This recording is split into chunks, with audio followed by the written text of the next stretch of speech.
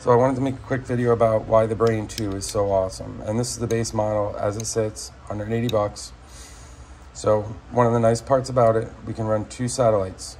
You can run 1, you can run 2, whatever you want to do.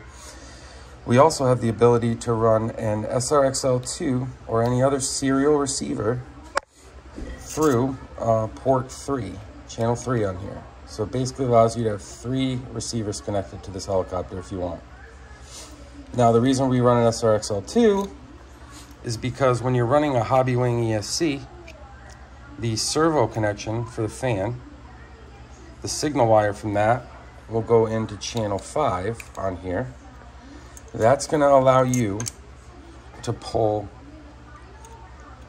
battery voltage, BEC voltage, BEC current, battery current, RPM, ESC temperature, FET temperature, just a bunch of stuff can be pulled from this through one wire to here.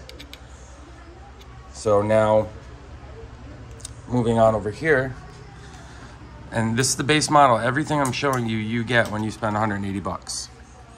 So, this is a configuration software, and I mean, it's just awesome. It really is just a great software. You can have a helicopter flying in a handful of minutes with this. So we have that, and then we have a really nice advanced menu here.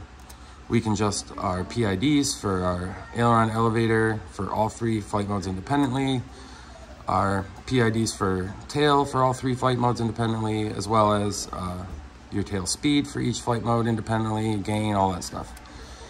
And that goes into a more depth than that. The wizard basically sets up pretty much most of this when you do the wizard, but you have the option to do an advanced menu as well. We have a counter, so you can choose what you want to count here. We have 4 of them, and here's your flight times, and you can reset them when you've done maintenance. We get diagnostic. You have 11 parameters here that you can set.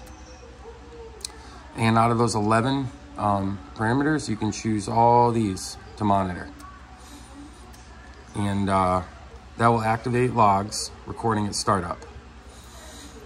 So then you can go in here and you can click download data after a flight, click on it, download the data. I'm not gonna do it because it takes a second. And you can see what's happening. And here's all your channels here. They're color coded for what's down here. And then you can click and select which ones you want to view at one time, or it will view all of them on this bar here in their respective colors. You know what I'm going to do? I'm going to download one for you quick. This one should be not that long. This, I think, is just me powering the helicopter up on the bench here. It doesn't take long to download the data for a flight.